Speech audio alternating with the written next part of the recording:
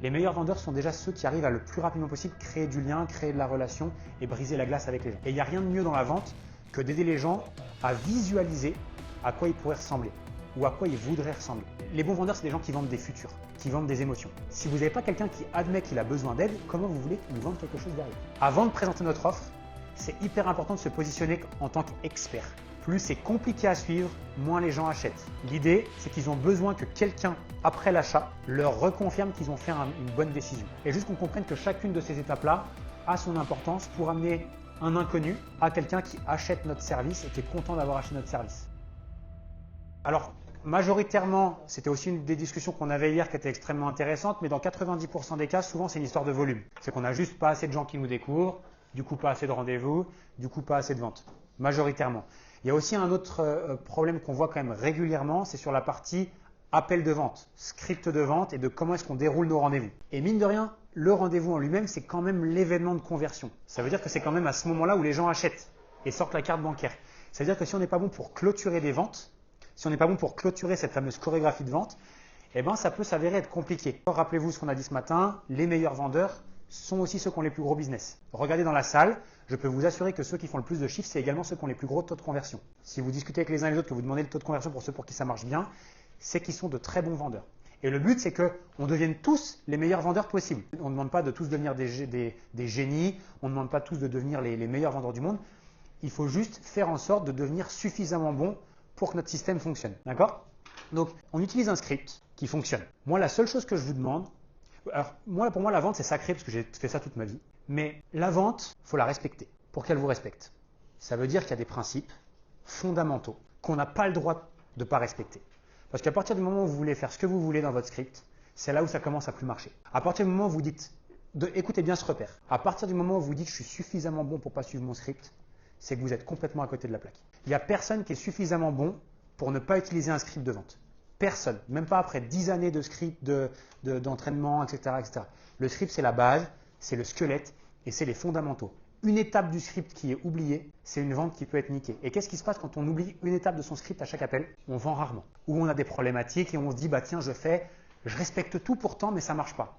Non, parce qu'on ne suit pas le script, c'est obligatoire qu'on ne respecte pas tout. Je rappelle, il y a 13 étapes. C'est pas mal, 13. Et c'est difficile de se rappeler des 13 comme ça de tête. On va faire un exercice. Qui peut me sortir là tout de suite maintenant les 13 étapes du script? Qui peut sortir les 13 étapes? Alors, je vous demande juste d'être honnête à 100% s'il vous plaît, on va juger personne. Donc là, on est d'accord, tout le monde est honnête. Bon, ça c'est bien, merci. Deuxième étape, qui vend sans le script sous les yeux? Soyez honnête, on s'en fout. Du coup, forcément, vous pouvez faire mieux. En vrai de vrai, qui vend sans le script? Il y a plus que ça, il y a plus que 3 en vrai. Ok, bon, point clé, ça marche. C'est un peu ce qu'on va discuter aujourd'hui. Point clé, etc., ça marche. Donc, tout ça pour vous dire, pour que la vente nous respecte, il faut la respecter. Ça veut dire qu'il faut respecter les grands principes de base encore et encore et encore. Et ça, c'est super important. Vous vous rappelez tout à l'heure ce qu'on disait, c'est quand un système ne fonctionne pas, souvent ça ne vient pas du système, ça vient de l'exécution. Et le script en fait partie. Si on n'exécute pas correctement le protocole de vente et les différentes étapes du script, automatiquement ça marche moins bien que si on respectait tout. Pourquoi? Parce que c'est de la psychologie humaine. Pas moi qui l'ai inventé, j'ai rien inventé en vente, je répète juste ce que j'ai appris dans les livres, dans les bouquins et avec les meilleurs formateurs en vente. Et il y a de très grandes chances que si on l'applique tous, que ça fonctionne mieux pour nous. Donc c'est pour ça qu'il y a 13 étapes. Je le conçois, c'est pas simple. 13 ça fait beaucoup, c'est beaucoup aussi à apprendre, donc au début on peut se sentir un tout petit peu perdu. Mais faites-vous confiance, à force de répéter encore et encore, ça va devenir de plus en plus naturel, de plus en plus simple, et un jour vous vous direz, je suis bien content d'avoir vu ces 13 étapes un jour. Donc un script c'est quoi? La définition c'est que c'est tout simplement une structure linéaire, donc c'est étape par étape, un point après l'autre, qui a pour but de transformer un inconnu en client. Donc le script c'est ça, c'est une suite logique de points et de phases qui permet de transformer en fait n'importe qui en client et si possible en 45 minutes. Moi, j'aime bien dire cette phrase, c'est dire que quand tu maîtrises ces étapes et ce script, en fait, tu n'as plus jamais de souci à te faire dans ton activité de coach. Parce que tu seras toujours capable de faire des ventes et de trouver des clients. D'accord? Donc, vous devez travailler là-dessus et vous devez le parfaire au maximum. Donc, petit rappel des 13 étapes. Vous avez vu, je voulais les ai centrer au milieu pour vous montrer que c'est une colonne vertébrale par laquelle il faut passer à chaque fois, tout le temps. On va les reprendre.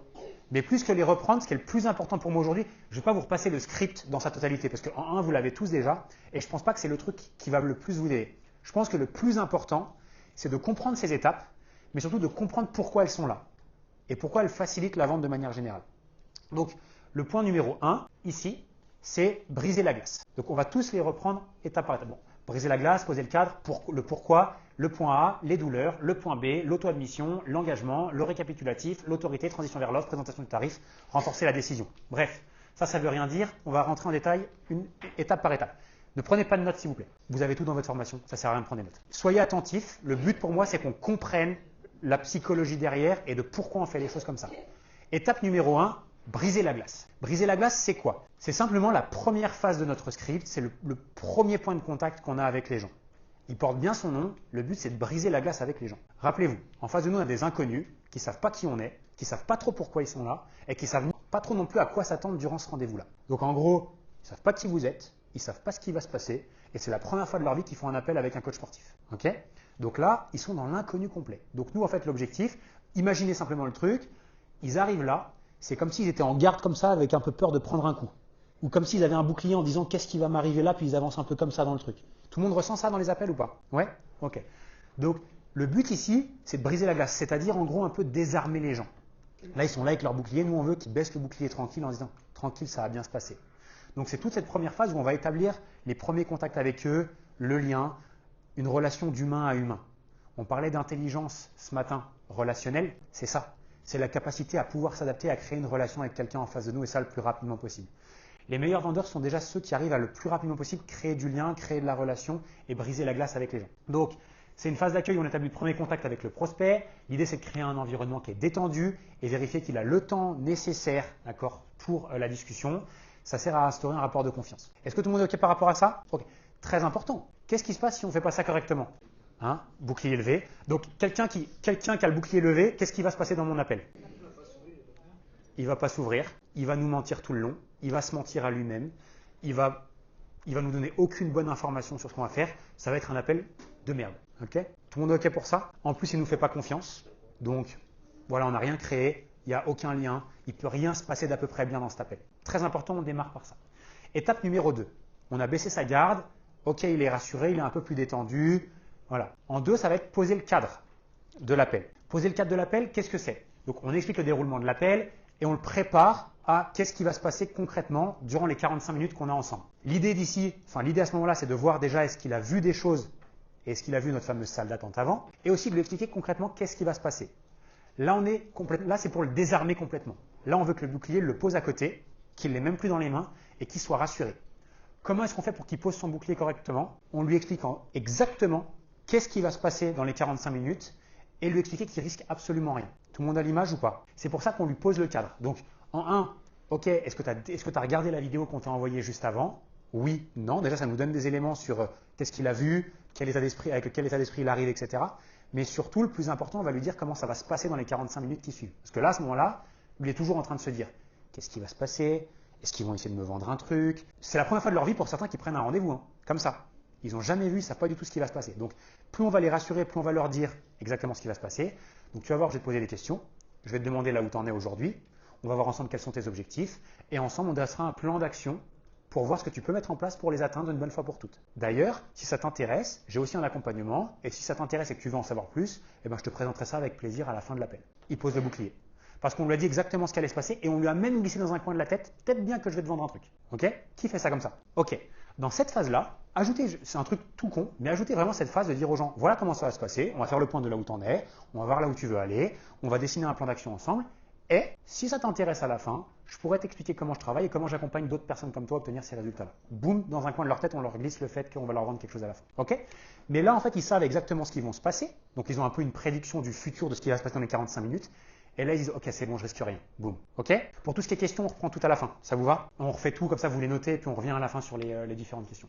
Étape numéro 3. Point très important. On veut maintenant comprendre pourquoi ils sont ici. Pourquoi ils ont cliqué sur cette pub. Pourquoi ils ont réservé ce rendez-vous-là. S'ils ont cliqué sur une pub dans laquelle on dit perte de poids, transformation physique, 21 jours pour les femmes, etc. Ils n'ont pas cliqué au hasard. Juste qu'on soit tous bien d'accord. S'ils ont réservé un rendez-vous avec un coach ou un expert en transformation, ils n'ont pas cliqué au hasard. Ce n'est pas leur téléphone qui a fait tout seul ou ce n'est pas leur souris qui a fait tout seul. C'est qu'ils ont un problème. D'accord?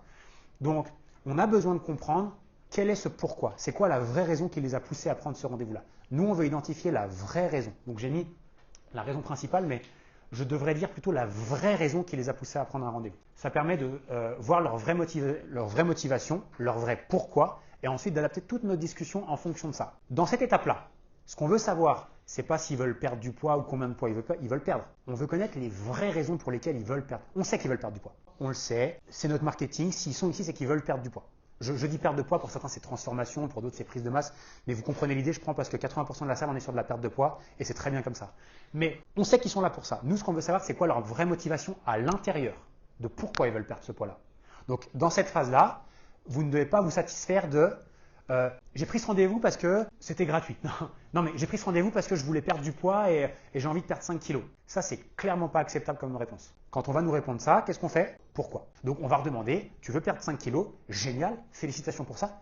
Est-ce que tu peux m'en dire un petit peu plus? Pourquoi c'est important pour toi de perdre ces 5 kilos? 10 kilos, 15 kilos. Et on va poser la question. Pourquoi? Jusqu'à qu'ils nous disent la vraie motivation cachée derrière. Pas parce que je me supporte plus. Pas parce que j'ai eu 2 grossesses et je me rends compte que mon mari me regarde plus comme avant. Pas parce que je suis célibataire depuis 10 ans et j'ai personne qui s'intéresse à moi et j'aimerais bien être comme mon meilleur ami qui, lui, a toutes les filles de la Terre. Pas parce que j'ose pas aller à la salle de sport juste parce que je suis pas bien dans le miroir et que je me sens pas à l'aise. Parce que tous les matins, j'ai envie d'aller me recoucher tellement que je me supporte pas dans le miroir. C'est ça qu'on veut avoir comme réponse. Ça, c'est le vrai pourquoi des gens. Ça, c'est la vraie motivation. Et rappelez-vous, c'est pas être méchant de faire ça. C'est juste d'aider les gens à mettre des mots sur des choses, sur des douleurs qu'ils n'arrivent pas à identifier eux-mêmes. Et nous, on veut les aider à identifier ces vrais pourquoi et ces vraies motivations. D'accord? Donc ici, et ça c'est très important, très peu de personnes le font correctement, si on veut vraiment connaître leur motivation profonde. Ok? Là tu creuses, tu es déjà en fait dans le pourquoi, etc. Après on pourra creuser encore plus, mais on veut vraiment essayer de comprendre. Parce qu'une fois qu'on a ça, ça nous permet d'aller dans le point A, donc de comprendre un peu la situation actuelle de cette personne-là. Donc ok, donc ton pourquoi c'est ça. Aujourd'hui, comment ça se passe pour toi? Donc en gros, on veut savoir les kilos qu'elle veut perdre, donc on veut un peu un descriptif. Donc les kilos, comment elle se sent, sa condition physique, etc. Voilà, son quotidien. Et surtout, prendre toutes ces données-là entre le pourquoi et son quotidien. Donc je reviens juste ici, est-ce qu'on était bon? Activité. Et ici, on rassemble tout ce qu'il nous a dit depuis le début et on va creuser encore un peu les douleurs. Donc là, l'idée, c'est de vérifier. Donc on identifie que la situation actuelle, on explore les difficultés rencontrées par le prospect et l'idée, c'est de lui faire prendre conscience vraiment de la problématique de sa situation actuelle. Donc l'idée, c'est vraiment d'aller, là on va chercher les émotions à ce moment-là. Donc on a eu le pourquoi parce que, je reprends mon exemple de tout à l'heure, mon pourquoi c'est que j'ai eu 2 enfants, je me sens mal dans ma peau et mon mari me regarde moins qu'avant, etc. et je veux changer. Ça c'est le pourquoi. Mais là maintenant ce qu'on veut savoir c'est qu'est-ce que ça crée dans son quotidien ça? Est-ce que tu peux m'en dire un tout petit peu plus? Voilà, tu m'as dit que c'était difficile pour toi, tu avais pris les tailles de pantalon, tu te sens mal dans ta peau, etc. Dans ton quotidien ça se traduit comment? Et là ce qu'on va chercher c'est je peux plus mettre les habits que j'aime. Cet été, je suis allé à un mariage et je rentrais plus dans ma robe que je mettais habituellement. J'ose plus sortir avec mes copines. Je prends l'exemple de femmes, mais c'est la même chose pour les hommes, etc., etc. Et nous, on veut savoir vraiment comment cette problématique-là se caractérise dans sa vie. Le but ici, c'est pas oui, on pourrait croire qu'on remue un peu le couteau dans la plaie, c'est vrai, mais surtout la réalité, c'est de lui faire prendre conscience de l'urgence de la situation. Parce que tant que cette personne-là ne prend pas conscience de l'urgence de la situation dans laquelle elle est, elle ne passera pas à l'action. Ou il y a très peu de chances qu'elle passe à l'action. Donc nous, on veut juste savoir comment ça se caractérise dans le quotidien. Pour des gars, par exemple, je prends Damien qui a des gars qui sont plutôt maigres, à qui il va aider par exemple à prendre du muscle, c'est un exemple. Et ces gars-là, c'est la même chose. Dans leur quotidien, qu'est-ce qui se passe? Souvent, c'est les gars qui n'ont pas de petites copines ou qui ont tous les copains qui sortent et qui ont des nanas, mais eux, ils n'en ont pas. C'est des mecs qui ont un gros manque de confiance en eux, qui ne se supportent pas dans le miroir, etc., etc. Et nous, c'est ce qu'on veut savoir. Est-ce que dans leur quotidien, c'est comme ça? On veut leur faire prendre conscience et on veut leur faire mettre des mots là-dessus. Une fois qu'on a ça, donc là, vous avez vu, ça fait 3 étapes quand même qu'on parle des problèmes actuels. Le pourquoi, le point A, les douleurs. Une fois qu'on a creusé tout ça, on passe à la suite. Donc là, on a bien compris le point A. Rappelez-vous du petit dessin de ce matin. Petit bonhomme pas content de sa situation. Maintenant, on veut comprendre et on veut découvrir avec lui ce qu'il veut atteindre. Donc là, on veut découvrir ce qu'ils veulent. Donc en fait, on veut voir à quoi ils veulent ressembler, à quoi ils veulent que leur vie ressemble surtout. Donc ici, on va définir avec eux leurs objectifs. Donc là où ils veulent aller, le poids, la silhouette, c'est généralement les réponses qu'on va avoir. Moi, j'aimerais bien perdre 12 kilos. J'aimerais bien avoir un physique comme telle ou telle personne ou retrouver le physique que j'avais il y a X années en arrière. À ce moment-là, on veut vraiment les aider à dresser une image de à quoi ils veulent ressembler. C'est pour ça que des trucs qui marchent bien des fois, c'est de dire mais est-ce que tu connais par exemple une célébrité à qui tu voudrais ressembler? Ça, on pourrait dire c'est une stratégie un peu de merde, mais en vrai, ça fait imaginer à la personne à quoi il ressemblerait s'il atteignait ces objectifs-là. Et il n'y a rien de mieux dans la vente que d'aider les gens à visualiser à quoi ils pourraient ressembler ou à quoi ils voudraient ressembler. Donc là, on parle du physique parce que c'est typiquement les premières réponses qu'ils vont nous donner. Et là-dessus, on peut leur dire, ok, imagine-toi à quoi tu peux ressembler, à qui tu pourrais ressembler.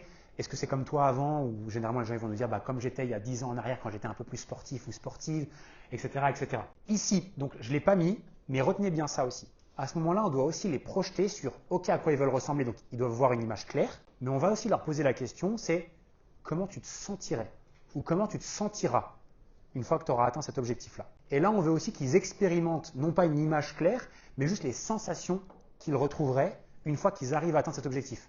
Ah, bah si j'étais comme ça, bah c'est vrai que je me sentirais quand même beaucoup mieux. Je pourrais aller jouer au parc avec mes enfants sans être essoufflé. Je pourrais reprendre le foot avec mes potes alors qu'eux ils jouent tous les lundis soirs et que moi je ne peux pas y aller parce que j'ai mal partout et que je suis en surpoids, etc., etc. Et nous, ce qu'on veut les faire expérimenter, c'est non seulement la vision, mais aussi déjà leur donner les sensations et leur faire vivre les émotions en avance. Parce que plus ils vont expérimenter ça tôt, plus vous allez leur faire ressentir et ils vont dire « Ah putain, ce serait génial », plus on a de chances que derrière, ils se disent « Ok, c'est sûr qu'il faut que j'aille parce que je veux ressentir ça à nouveau ». Donc, les bons vendeurs, c'est ça. C'est pas les gens qui disent « Ok ». Les bons vendeurs, c'est des gens qui vendent des futurs, qui vendent des émotions. Et ça, c'est ce que vous devez réussir à faire ici. Une fois qu'on a fait ça, donc, on a fait, si je résume, on a donc brisé la glace, on a posé notre cadre, on a notre situation A qui est gérée, donc les problèmes, donc le point à gérer, le pourquoi, le problème, on a creusé les douleurs, on a aussi vu le point B, donc point A, point B, donc tout ça c'est clair. Quand on a fait ça, qu'est-ce qui se passe? Ils sont conscients de là où ils sont conscients de là où ils veulent aller, mais le problème, c'est qu'il faut y aller. Et rappelez-vous, il y a un petit mur qui se trouve là. D'accord? Donc quand on a réussi à faire ça, en fait, on a créé ce qu'on appelle un gap. Le gap, c'est qu'en fait, il y a un espace de vide entre les deux. Il leur manque quelque chose pour arriver là. Donc nous, ce qu'on va les aider à faire maintenant, c'est de visualiser le mur. Donc on va simplement les amener à reconnaître qu'ils ne peuvent pas y arriver tout seuls. Donc on va identifier avec eux les obstacles. Donc on va leur faire dire qu'ils n'y arrivent pas et qu'ils ne peuvent pas y arriver, ce qui est vrai. On ne ment pas. Hein. S'ils y arriveraient, ils ne seraient pas au téléphone avec nous. On est tous d'accord avec ça? Enfin, s'ils étaient capables seuls, ils ne seraient pas avec nous dans le rendez-vous. Parce qu'ils seraient déjà là. Donc s'ils sont ici avec nous au téléphone, c'est qu'il y a un problème. Sauf que les gens ne sont souvent pas conscients de ce problème-là. Donc c'est à nous, et c'est pour ça qu'il y a cette étape-là, c'est qu'on veut leur faire prendre conscience du mur, qu'on veut leur faire prendre conscience des obstacles, et leur faire admettre qu'ils ont besoin d'aide pour le franchir. Donc, on les amène à reconnaître qu'il ne peut pas atteindre ses objectifs seul et qu'il a besoin d'aide. Cette prise de conscience-là, elle est cruciale. Si vous n'avez pas quelqu'un qui admet qu'il a besoin d'aide, comment vous voulez lui vendre quelque chose derrière? Parce qu'à la fin, il va nous dire « Merci pour les infos, c'est génial, eh bien écoute, je vais essayer tout seul et si ça ne marche pas, je reviens vers toi. » À qui c'est déjà arrivé? Vous pouvez tous lever la main, pour ceux qui ont fait des appels de vente. Ça arrive tout le temps. Et tant qu'on ne gère pas cette partie-là, ça arrivera encore. Parce qu'une fois qu'il nous a dit qu'il avait besoin d'aide, comment vous voulez qu'il vous dise à la fin « je peux y arriver tout seul » Ça ne ferait pas de sens. Donc nous, on veut vraiment faire ce travail-là. Et naturellement, derrière, ça nous aidera aussi à nous positionner, nous et notre offre, comme solution. Parce qu'il nous a dit qu'il avait besoin d'aide. Donc on veut lui faire dire. Donc typiquement, qu'est-ce qu'on va faire? On va lui dire simplement « Ok, donc par rapport à ce que tu m'as dit, tu es ici aujourd'hui, tu vas atteindre tel objectif. Qu'est-ce qui t'empêche de faire ça tout seul aujourd'hui ?» Et là, qu'est-ce qu'il va faire? Il va commencer à nous lister les raisons pour lesquelles il ne peut pas y arriver. Ah, c'est vrai que je suis un petit peu perdu, j'ai testé plein de trucs et j'ai l'impression que je fais plein de choses mais qu'il n'y a rien qui marche vraiment. En fait, je crois que j'ai besoin de motivation parce que c'est vrai que j'ai déjà lancé des trucs mais j'ai besoin qu'on me pousse un petit peu et qu'on soit derrière moi. Qu'est-ce qu'on a d'autre encore qui vont nous dire ici? Ouais, j'ai pas le temps dans mon quotidien, j'ai un quotidien qui est super chargé. Qu'est-ce qu'on a encore? J'ai pas la bonne méthode. Ouais, je suis perdu, je sais pas trop quoi faire. On en a d'autres encore. Généralement, ça tourne autour de ça. Qui est d'accord pour dire que ça tourne autour de ça? Ok. Donc, généralement, c'est ce qu'ils vont nous dire.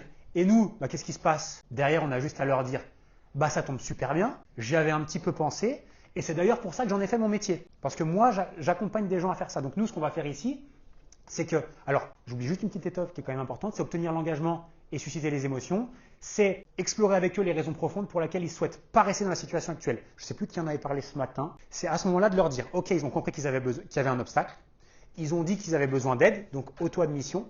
De là, on veut juste s'assurer qu'ils s'engagent à passer à l'action maintenant. Là, on veut éviter le « je vais y réfléchir et je le ferai plus tard ». Donc, à ce moment-là, on explore les raisons profondes pour lesquelles le prospect ne souhaite pas rester dans la situation actuelle et le pire scénario envisagé. Donc, à ce moment-là, on va simplement lui dire « je comprends que tu veux le faire, je comprends que tu as besoin d'aide, etc. etc. Qu'est-ce qui se passe si jamais tu décidais de ne pas passer à l'action aujourd'hui ou de rien faire? Ce serait quoi le pire des scénarios pour toi ?» Cette question, elle n'est pas simple. Parce qu'en fait, il faut aider la personne à imaginer un futur sans le fait de passer à l'action aujourd'hui. Voilà. Mais tu en as certains qui vont dire… Il y en a beaucoup qui vont dire « ouais, je sais pas trop, qu'est-ce qui peut se passer de pire dans ma vie, etc. » Et là, en fait, il faut les amener à réfléchir de « est-ce qu'ils veulent vraiment rester comme ça? Est-ce qu'ils veulent continuer à avoir la vie qu'ils ont aujourd'hui encore dans le temps ?» Et en fait, on veut juste leur faire imaginer, on veut juste leur faire dire qu'en fait, c'est non négociable et qu'ils doivent passer à l'action maintenant. Donc nous, ce qu'on veut, c'est obtenir l'engagement. Et le truc de dire « c'est maintenant, c'est mon moment et je dois prendre cette décision maintenant pour moi. » Ok pour ça? Sinon, si on ne gère pas ça, on se retrouve avec les gens qui nous disent à la fin « je vais réfléchir encore un petit peu parce que peut-être que septembre, ce sera un petit peu mieux. » On l'a souvent celle-là aussi. Et le but, c'est de l'éviter. L'idée aussi, c'est d'aller chercher les émotions à ce moment-là. Le but, c'est aussi de leur faire prendre conscience que c'est maintenant. Et que s'ils ne le font pas maintenant, plus tard, ce sera trop tard. Ok? Est-ce que, je prends l'exemple, les mères de famille, elles vont, dans le discours, elles vont nous dire bah, c'est vrai que je suis un peu en surpoids, que je me sens mal dans ma peau, je suis fatigué tout le temps, je dors mal, j'arrive pas à jouer avec mes enfants, etc. Ou du coup, je prends pas de plaisir, etc. Et typiquement, on peut leur dire et si tu passes pas à l'action aujourd'hui, qu'est-ce qui va se passer? Est-ce que tu es vraiment capable de continuer comme ça longtemps? Il y en a certains qui peuvent nous dire oui aussi. Ils me disent ouais, bah, ça me gêne pas trop, etc. Je dis mais est-ce que tu regretteras pas plus tard dans ta vie de ne pas avoir pu être la mère que tu voulais être et à pas avoir la belle image que tu voulais être devant tes enfants? Bingo! Là, c'est émotion de ouf. Là, pour ses enfants, elle est obligée de prendre la décision de changer. Parce qu'elle ne veut pas être la mère qui laisse une mauvaise image pour ses enfants. Ah, t'arrives pas à trouver de petite amie? Pour ça, parce qu'on l'a exploré avant, hein, on en a parlé, il nous l'a dit. Et tu veux continuer comme ça longtemps? Tu penses que c'est à quel âge que tu vas vouloir être le gars que tu veux être et trouver la femme de ta vie? Tu penses que tu peux attendre encore longtemps ou est-ce que tu penses que c'est maintenant que tu vas construire ta vie? Ah bah non, t'as raison, c'est maintenant, etc. On n'est pas là pour, on est là pour les faire prendre conscience. Ah, t'as du diabète? Ah ouais, ok, tu fais 150 kilos? Ah ok. Et est-ce que tu comptes continuer comme ça encore un petit moment? Qu'est-ce qui va se passer dans ta vie si tu passes pas à l'action maintenant? Bah, tu vas crever. Non, mais c'est vrai. Mais il y a des gens qui en sont pas conscients. Après, il y a des gens qui disent dans un appel, bah voilà, j'aimerais être mieux, en meilleure santé, etc. Je prends l'exemple des mamans, les mères de famille, etc. Ou même les pères de famille. Moi, j'ai ma petite fille depuis un an maintenant. J'ai pris un petit peu de poids et tout, mais je me dis, mais en fait, est-ce que j'ai vraiment envie que elle se rappelle d'un père qui est en surpoids, qui n'est pas capable de courir avec elle, qui n'est pas capable de jouer, qui a mal partout dans les genoux, etc.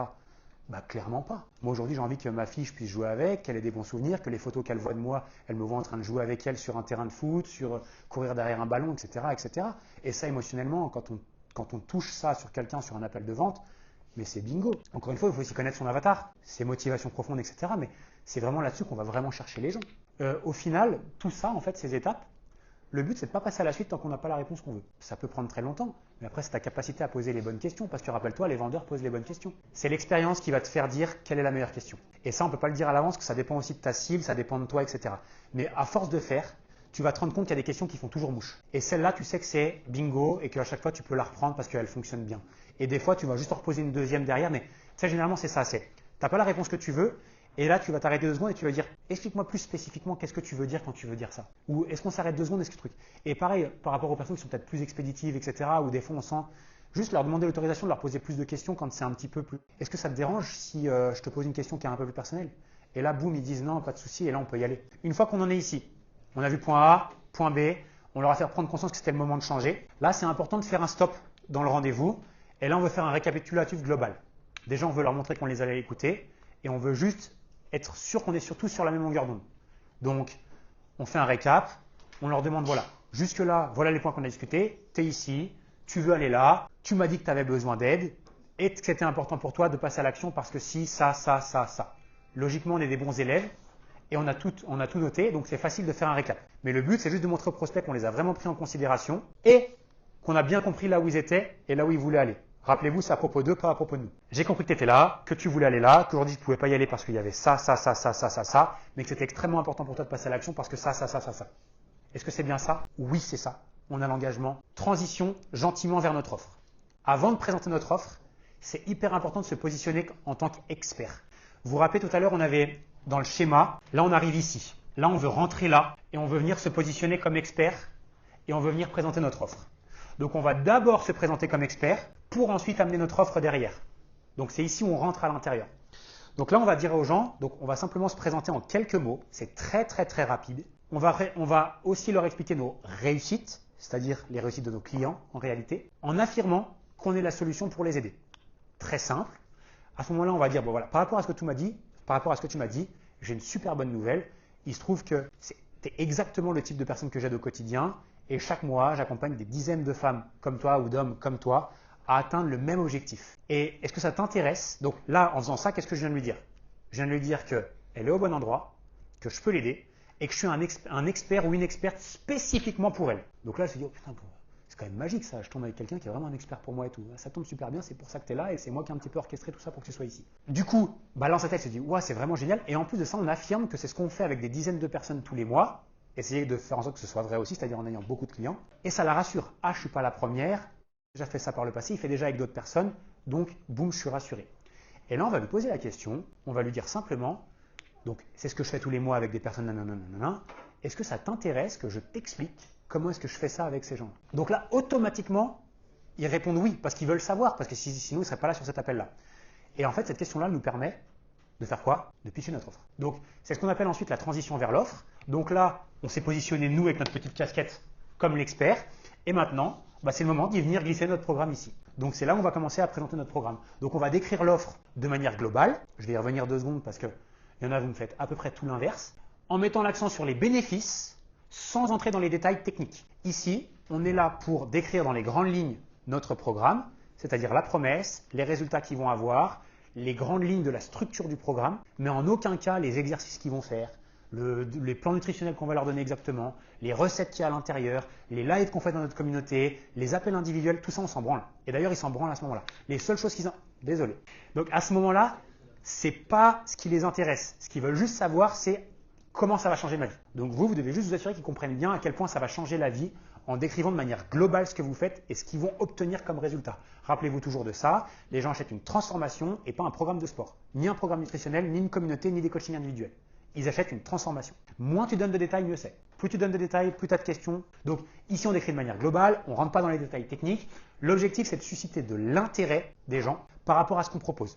Donc ici, à ce moment-là, ils doivent se dire « Ok, là, ça m'intéresse ». Votre objectif, c'est qu'à ce moment-là, ils disent « Ok, c'est exactement ce qu'il me faut ». Exemple, donc j'ai un programme de 16 semaines dans lequel j'aide des personnes comme toi à perdre jusqu'à 16 kilos. En réalité, vous pouvez vendre juste en disant ça. Il n'y a pas besoin de dire tu vas recevoir l'accès à une application de coaching. Dans l'application de coaching, tu auras accès à tes séances personnalisées. Tu verras, il y a une séance le lundi, le mardi, le jeudi, le vendredi. En plus de ça, tu as aussi un plan de nutrition à suivre. Tu verras dans le plan de nutrition, c'est génial. Tu vas devoir compter tes calories. Tu vas devoir les compter le lundi, le matin, le midi, le soir, le mardi, le matin. Non mais rigolez pas parce qu'il y en a beaucoup qui le font comme ça. Et personnellement, j'ai commencé comme ça, vraiment. Donc, qu'est-ce qui se passe quand on donne des détails comme ça? Ça fait flipper. On justifie, mais on fait flipper les gens. Parce que les gens ils sont en train de se dire, ok, donc là je vais partir, ok, la transformation, ouais, je vais perdre du poids, etc. Mais ça va être dur. Je vais pas avoir de vie là, avec cette histoire. Je vais devoir suivre je vais suivre un programme d'entraînement de ouf. La nutrition, c'est un truc de ouf. En plus de ça, j'ai des coachings. Ils font des coachings dans la communauté. Il faut que je participe au coaching dans la communauté. Il y a des coachings individuels. Il y a la communauté, etc., etc. En fait, je vais dédier toute ma vie à ce programme. Et c'est pas pour ça que les gens achètent. Les gens ils achètent juste pour suivre quelque chose de simple qui leur demande le moins d'efforts possible. Donc quand nous on fait ça, on dessert littéralement notre vente. Et pour certains, on se la flingue. Donc moins vous en dites, mieux c'est. Et si et seulement si les gens vous demandent quelques précisions, à ce moment-là, vous leur redemandez pourquoi ils demandent des précisions et pourquoi c'est important pour eux. Et si vous sentez que c'est vraiment, il y a un détail qui est super important, vous pouvez éventuellement lui dire, pour ça, voilà comment on le fait, mais faites ensemble que ce soit perçu le plus simplement possible par les gens. Si moi je devais le dire, typiquement, je dirais, donc moi je dis, écoute, ça tombe super bien, parce que c'est exactement ce que je fais avec des hommes toutes les semaines, et j'aide ces gars-là à perdre jusqu'à 16 kilos en 16 semaines. Ou les papas, par exemple. Dans mon cas, si je lance un programme demain, moi je le ferai pour les papas, parce que c'est ce qui me ressemble le plus. Et je dirais, j'ai un programme où je vais t'aider à perdre jusqu'à 16 kilos de masse grasse et perdre ta bouée du bas du ventre en 16 semaines. Et c'est pour ça que j'ai créé mon programme, c'est quoi l'exemple que j'ai pris dans le programme? AlphaMen, je crois. Et j'ai créé un programme AlphaMen, qui est juste un programme de 16 semaines, dans lequel je vais te faire perdre jusqu'à 16 kilos. À l'intérieur, tu auras ton programme de sport. Je vais également te donner des indications sur la nutrition que tu vas devoir suivre sans restriction. Tu vas le voir, c'est extrêmement simple. Et tu auras aussi l'accès à un coaching individuel avec moi chaque semaine. En réalité, à ce moment-là, la réalité, c'est que vous avez pris des notes sur tout le long de l'appel. Et logiquement, ils vous ont dit ce qu'ils ont déjà testé par le passé qui n'a pas fonctionné. Et à ce moment-là, notre intelligence sociale et relationnelle et de vente nous fait repositionner ces éléments-là quand on présente notre offre. Par exemple, généralement, on a tous les cas de ces gens qui disent « j'ai déjà acheté des programmes de sport, mais en fait, on m'a laissé dans la nature ». À qui on a déjà dit ça? Voilà. Donc, j'ai acheté chez ce coach-là, mais en fait, c'était nul parce qu'en fait, personne ne s'est occupé de moi, etc. Si on nous dit ça, tac, on le note. Et à ce moment-là, on lui dit, dans le programme, tu auras non seulement le plan d'entraînement avec la méthode, tu auras aussi l'aspect nutritionnel, mais surtout, je vais t'accompagner chaque semaine, ou mon équipe et moi allons t'accompagner chaque semaine. Tu vas devoir nous rendre des comptes et on ne te lâchera pas. Parce qu'on sait que c'est important pour cette personne-là. Donc, par rapport à la discussion qu'on a eue, on vient aussi intelligemment repositionner les éléments lors du pitch de l'offre. Mais partez du principe que vous devez garder simple. Et si, donc vous ajoutez des éléments en fonction de la discussion, et si et seulement si vous avez des questions spécifiques, vous venez de détailler un petit peu, et encore, vous n'êtes pas obligé de répondre à toutes les questions.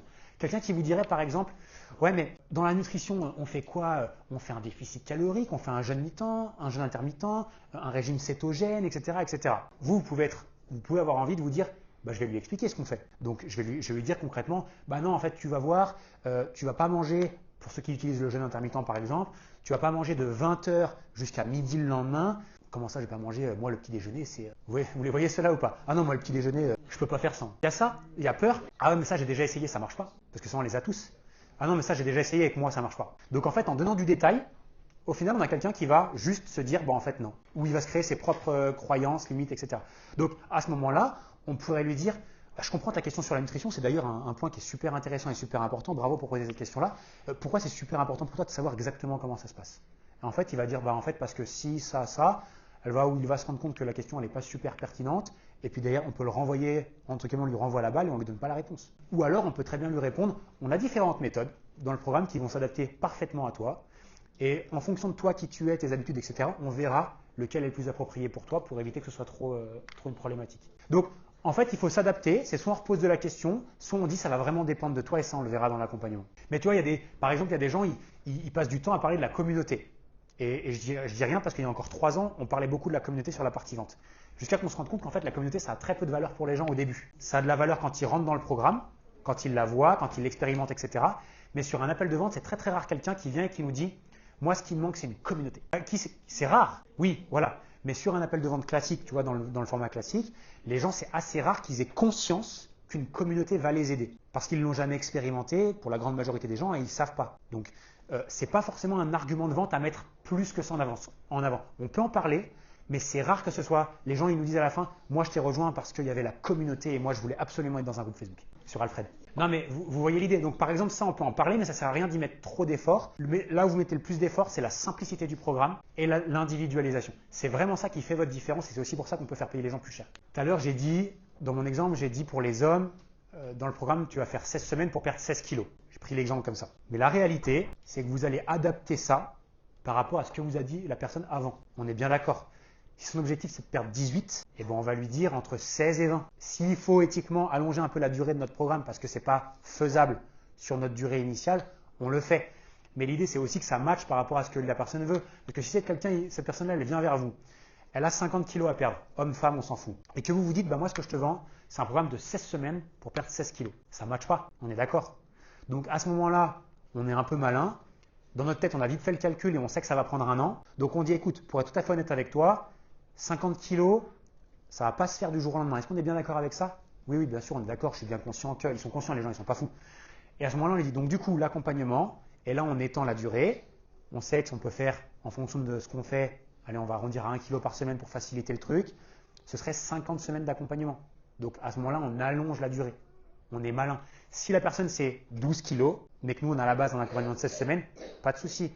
J'ai une offre qui va te permettre de perdre 12 kilos en 16 semaines et on match par rapport à l'objectif de la personne. Donc, on a fait la transition vers l'offre de manière globale, on ne rentre pas trop dans les détails, on parle de la promesse et on fait en sorte que ça fit avec tout ce qu'ils nous ont dit en amont. On arrive à la présentation du prix, ok? Donc, quand on a fait le job correctement, que c'est clair pour la personne et qu'elle comprend vraiment, qui a lu le livre d'Hormozy, 100 Millions of… Ok, essayez de le lire pour ceux qui ne l'ont pas fait et relire pour ceux qui l'ont déjà lu. Dans ce livre, il y a 4 trucs qui sont extrêmement importants à faire prendre conscience à quelqu'un pour qu'il achète quelque chose. En gros, il faut que la personne y perçoive. En gros, il faut qu'il perçoive les résultats qu'il va avoir. Donc, perception des résultats. Donc, dans sa tête, ce soit clair les résultats qu'il va avoir avec notre offre. En 1. Si ce n'est pas clair qu'il va perdre temps et qu'il va se sentir comme ça, ce sera très difficile de lui vendre. Ensuite, on veut lui faire percevoir ce qu'on appelle la probabilité de réussir. Il faut qu'il ait vu de la preuve sociale et des témoignages. Donc, la perception de la probabilité de réussir. C'est aussi pour ça, je ne rentre pas là-dedans aujourd'hui, mais dans votre script de vente, vous savez que des fois, c'est important de pouvoir raconter les histoires d'autres clients. Ah tiens, bah, j'ai exactement la même personne qui correspond. Tu me fais penser à Sandrine qui est rentrée chez nous il y a 1 mois en arrière. Elle avait exactement les mêmes questions que toi. Elle avait exactement les mêmes objectifs et en plus, elle avait 2 enfants comme toi. Elle a réussi à obtenir tel résultat en tant de temps. Boum. Si Sandrine, elle a réussi, elle aussi, elle peut réussir. Donc, probabilité de réussite. Un autre truc qui est très important, c'est que ça doit être simple. Plus c'est compliqué à suivre, moins les gens achètent. Parce que les gens, ils veulent réussir avec le moins d'efforts possible. Donc, quand vous présentez votre offre, c'est ce qu'on disait avant, ça ne sert à rien de rajouter des tonnes. Ça ne sert à rien de rendre le truc difficile avant même de vendre. Donc, les gens achètent de la simplicité, surtout le moins d'efforts et le moins de sacrifices possible. Ok? Donc, il faut que ce soit simple. Donc, la perception de simplicité. Et la dernière chose, c'est de percevoir le délai avant les résultats. Les gens, ce qu'ils veulent savoir, c'est combien de temps ça va leur prendre pour avoir des résultats. Donc, déjà, c'est pour ça qu'on donne une date butoir. Donc, ça, c'est les résultats à long terme. Donc, sur 4 mois, ça va être les résultats qu'ils vont avoir sur 4 mois. Mais ce qu'ils aiment bien aussi savoir, c'est quels résultats ils vont avoir rapidement, généralement dans le premier mois. Donc, dans notre vente, il faut réussir. Donc, je mets juste délai, comme ça vous comprenez le truc. Quand on présente notre offre, référez-vous aussi au script sur la façon de le faire. Mais il faut que les gens ils aient bien compris et perçu les résultats qu'ils vont avoir, qu'ils aient aussi compris et perçu qu'il y a déjà des gens qui sont passés par là et qui ont déjà eu des résultats, qu'ils ont compris et perçu que c'était simple et que vous leur avez facilité tout le travail et qu'ils ont compris le délai avant les résultats qu'ils vont avoir. Non seulement combien de temps ça va prendre pour obtenir le résultat global, la durée de votre offre, ça peut prendre 4 ou 6, peu importe, et surtout la rapidité. Les gens, ce qu'ils veulent, c'est que ça aille vite. Ils veulent que dès le premier mois, il se passe des choses. C'est la raison pour laquelle on incite vraiment, notamment sur la partie nutrition, à mettre des choses qui soient un peu plus draconiens dès le début. Je sais qu'il y en a qui ne sont pas pour, mais si vous voulez fidéliser des gens et avoir des clients heureux, il faut des résultats rapides. Okay, donc c'est aussi pour ça qu'on le fait comme ça. Si les gens perçoivent ça dans votre appel de vente, qu'ils vont avoir des résultats de ouf, qu'ils vont réussir, que ça va être simple et qu'ils vont avoir des résultats rapidement, le gros du job est fait. C'est aussi à ce moment-là où on va essayer, en fonction du prix et de s'ils vous disent oui, etc., de leur expliquer que s'ils payent en une fois, c'est mieux pour tout le monde. Et une fois qu'ils vous ont dit oui, vous avez présenté votre offre, ils vous ont dit oui, vous présentez l'incentive. L'incentive, c'est le rabais pour payer en one shot. Et une fois qu'ils ont dit oui, il y a une dernière étape quand même dans le script qui est très très importante, c'est revalider avec eux et reconfirmer avec eux que leur décision est bonne et leur expliquer les prochaines étapes. À main levée comme ça, qui a déjà quelqu'un qui vous a dit oui et qui s'est rétracté après? Ok, il faut éviter, et tout le monde va l'avoir au moins une fois, voire plus, voilà. C'est important d'éviter ce phénomène. Quelqu'un a le nom de ce phénomène? Ouais, remords de l'acheteur. C'est ça. En gros, les gens achètent quelque chose, ils prennent une décision, ils retournent dans leur quotidien normal, et là, il y a un truc qui se passe dans leur vie qui leur fait dire « Ah, j'ai fait un mauvais choix, j'ai pris une mauvaise décision, je me rétracte ». Ça arrive tout le temps. Mais ça peut être évité juste si on respecte cette dernière étape. L'idée, c'est qu'ils ont besoin que quelqu'un, après l'achat, leur reconfirme qu'ils ont fait une bonne décision. Parce que les gens à qui ils vont en parler autour, ils vont leur dire l'inverse. Donc, à ce moment-là, on va les féliciter et on va leur reconfirmer le fait que la décision qu'ils viennent de prendre, c'est la bonne décision pour eux maintenant. Parce qu'il n'y a personne d'autre qui va leur dire. Peut-être une ou deux personnes, on a plus de chances qu'il y en ait qui leur disent l'inverse que ça. Donc on va reconfirmer et on va revalider avec eux le fait que c'était la bonne décision et qu'ils ont fait un premier pas pour changer leur corps et leur vie. C'est nous qui allons faire ça, parce qu'on veut éviter qu'ils changent de décision ou qu'on leur fasse changer leur décision. Et surtout, ensuite, on ne va pas leur laisser le temps d'aller discuter avec les moldus et que quelqu'un les dissuade de continuer avec nous. Donc ce qu'on va faire, c'est qu'on va fixer tout de suite la prochaine étape pour tout de suite lui donner le next step et que l'accompagnement démarre le plus rapidement possible. Si on peut le faire dans l'appel, on le fait. Il y a des gens pour qui c'est pas faisable, mais un lien de paiement qui n'est pas payé dans la journée, bizarre. Hein? Donc le lien de paiement, c'est si possible dans l'appel. Si l'excuse de j'ai pas ma carte bancaire, ce qui en soi est quand même très rare. Qui n'a pas sa carte sur lui là? Ou un Apple Pay ou quelque chose? 1, 2, ok, sur 50. Donc c'est très très rare que les gens n'ont pas leur carte sur eux. Donc l'excuse de j'ai pas ma carte, ça veut aussi dire je suis pas encore trop sûr. Tu peux, mais il a quand même sa carte. Ouais. En fait, quelqu'un qui te dit j'ai pas ma carte, c'est quelqu'un qui n'est pas encore 100% sûr et qui est en train de se donner un petit délai pour pas te dire non maintenant. Donc ça se travaille. Donc généralement, quelqu'un qui te dit j'ai pas ma carte, mais il y en a qui vont pas te payer en direct parce que c'est pas habituel en France de faire ça. Tu vas leur dire il n'y a pas de souci, je vais t'envoyer le lien. J'ai juste besoin que tu me le valides avant telle heure. Est-ce que c'est ok pour toi? Ouais, c'est bon, pas de souci. Super. Est-ce que tu peux me faire un petit message quand tu l'as fait? Et là, tu engages la personne à te dire oui, c'est bon, je vais le faire avant telle heure et oui, je vais te faire un petit message. Et en plus, toi, ça te donne l'autorisation derrière de le recontacter s'il ne l'a pas fait. En gros, tu vas le recontacter après, tu vas dire bah écoute, j'ai pas vu que le paiement était arrivé ou j'ai vu qu'il y avait un lien, est-ce qu'il y a un problème? Et si tu n'as pas de nouvelles, c'est que tu n'avais pas validé suffisamment bien ta vente. Ça peut arriver, hein. Il y en aura. Ça arrive. Hein. Mais on peut limiter les risques que ça arrive en rassurant les gens. Et quelqu'un que vous sentez bizarre, vous vous dites ok, ce paiement-là, il va jamais arriver, reconfirmer et revalider avec la personne. On va en reparler rapidement. Alors, le but, c'est que la prochaine étape, ce soit l'onboarding. Onboarding, c'est bon pour tout le monde. Il faut que ça aille le plus vite possible. Cette personne-là, il faut la mettre dans l'action le plus rapidement possible. Plus vite elle est dans l'action, moins elle va regretter. Donc, la prochaine étape, c'est qu'on va faire ton appel, on va voir où tu en es, je te donnerai l'accès à ci, ça, boum, ça démarre. On est bon. Maintenant, dans le cas où ça traînaille, quand ça traîne, jamais trop bon signe. Si vous n'avez pas quelqu'un qui démarre le jour même ou le lendemain, warning. Donc, nous, ce qu'on va faire valider les gens, on envoie un lien de paiement, c'est qu'on leur demande un délai. Donc, ils doivent s'engager dans l'appel à payer avant telle heure, telle date. On doit leur justifier pourquoi. Hein. Parce que moi, il faut que je m'organise, j'ai tous mes autres clients, etc. Et si tu veux rentrer, c'est aujourd'hui, il faut que tu valides ta réservation avant tout le monde, parce que j'ai encore d'autres appels qui suivent. Donc, ça, on leur dit comme ça. Et on leur dit, est-ce que tu peux le faire avant telle heure? Ouais, il n'y a pas de souci, je te le fais avant telle heure. Ok, super. Est-ce que tu peux me faire un petit message une fois que tu l'as validé? Ouais, pas de souci, je t'envoie ça. Généralement, ils vont le faire. Et s'ils ne vont pas le faire, petit message le soir même. Écoute, je suis en train de faire le bilan sur la journée et tout. J'ai pas vu ton lien passer, etc. Dites pas paiement. Dites pas paiement. J'ai pas vu ton lien passer ou j'ai pas vu ton inscription de validée. Pas paiement parce que ça a rapport à l'argent, on n'aime pas trop. J'ai pas vu ton inscription passer, etc. Est-ce que tout va bien? Et on relance la discussion et peut-être qu'il a juste oublié et puis ça arrive, il y a des gens qui le font. J'oublie toujours les paiements que je dois faire, etc. C'est pas que je veux pas payer, c'est juste que je pense à tout sauf à ça, quoi. Et les gens, ils ont le droit de penser à tout sauf à ça, donc juste vous les rappeler. Ça, c'est le premier truc que je voulais dire sur les liens de paiement. Oui, et autre cas de figure, quelqu'un à qui on finit un appel et on n'arrive pas à lui vendre tout de suite, ou il ne nous dit pas oui, ou il n'y a pas de lien de paiement qui est envoyé, c'est je dois réfléchir, je dois en parler à mon mari, nanana. Nous, on a travaillé nos objections, on a essayé de les faire convaincre, etc., mais ça ne marche pas. Il a besoin d'un délai, il a aussi le droit, ça peut arriver. Obligation, c'est de refixer un rendez-vous quoi qu'il arrive. On n'accepte pas le peut-être, c'est soit le oui, soit le non, soit un deuxième rendez-vous. Et à ce moment-là, avant le deuxième rendez-vous, qu'est-ce qu'on fait? Alors, je fixe un deuxième rendez-vous. Ceux qui étaient là hier, vous êtes obligés de répondre. J'ai quelqu'un qui ne veut pas acheter maintenant, qui me dit je dois réfléchir, qui doit en parler, qui doit prendre une journée, ou ceux qui vont dire bah, je préfère prendre la nuit pour réfléchir et je te tiens au courant. Ok. Avant ça, on fixe un deuxième appel, mais qu'est-ce qu'on fait avant de quitter le rendez-vous? Donc la phrase, c'est la suivante, c'est écoute, ce que je te propose, c'est que tu veux réfléchir, tu as besoin de combien de temps pour réfléchir? Ah bah la nuit, ça suffira. Ok, écoute. J'ai un créneau dans mon emploi du temps demain matin, à telle heure. Ce que je te propose, et ce n'est pas une question, ce n'est pas est-ce que tu veux, c'est que ce que je te propose, et là on lui dit, c'est qu'on prenne un moment ensemble, comme ça je réponds à toutes les questions que tu pourrais avoir eues pendant la nuit, et bah, si tu es OK pour te lancer, on se lance, ou alors on en rediscute. OK, pas de souci. Donc là, vous bookez le deuxième rendez-vous, et avant de terminer le rendez-vous, vous vous assurez qu'il va bien se pointer. Engagement moral, et on lui demande simplement, OK, donc je sais que ton temps il est précieux, le mien aussi, j'ai une journée extrêmement chargée demain et j'ai plein de rendez-vous et je veux absolument m'assurer qu'on participera bien et que ce rendez-vous-là aura bien lieu. Est-ce qu'il y a une raison pour laquelle tu ne viendrais pas à ce rendez-vous-là? Et là, on veut juste s'assurer que la personne va se pointer à notre deuxième rendez-vous. Rappelez-vous, pas de oui, juste des deuxièmes rendez-vous qui sont vraiment effectués et on veut vraiment s'assurer que les gens viennent. Il n'y a rien de pire que de caler un rendez-vous dans son agenda et que la personne ne se pointe pas sachant qu'on l'a eu la veille. Tu ne peux pas l'éviter à 100%, mais en faisant des phrases comme ça où tu sais, tu vas honnêtement avec la personne. Tu sais, en fait, là, tu lui donnes un peu une porte de sortie. Tu lui dis en gros, je ne suis pas là pour te faire perdre ton temps, je ne suis pas là pour perdre le mien non plus, et demain, j'ai un rendez-vous qui est extrêmement chargé. Du coup, est-ce qu'il y a une raison pour laquelle tu ne viendrais pas à ce rendez-vous? Et là, en fait, ça lui laisse aussi une porte de sortie en te disant peut-être, bah ouais, en fait, je vais pas te mentir, peut-être demain ça va être chaud, etc. Et quand tu vois que c'est un peu bizarre, fais-le pas ce deuxième rendez-vous, il servira à rien. Après, tu as aussi des gens qui veulent non au début, et juste le fait de refaire un deuxième rendez-vous avec toi, ça peut les redécider aussi, ça arrive. Nous, ce qu'on veut juste pas, c'est des gens qui nous mettent une pastille et qui nous font perdre notre temps. Ok? Bon, là, j'ai donné plus de détails que ce que je voulais donner dans le script, etc. Mais le plus important pour moi, c'est que tout le monde comprenne ça. Et juste qu'on comprenne que chacune de ces étapes-là a son importance pour amener un inconnu à quelqu'un qui achète notre service et qui est content d'avoir acheté notre service. Ok?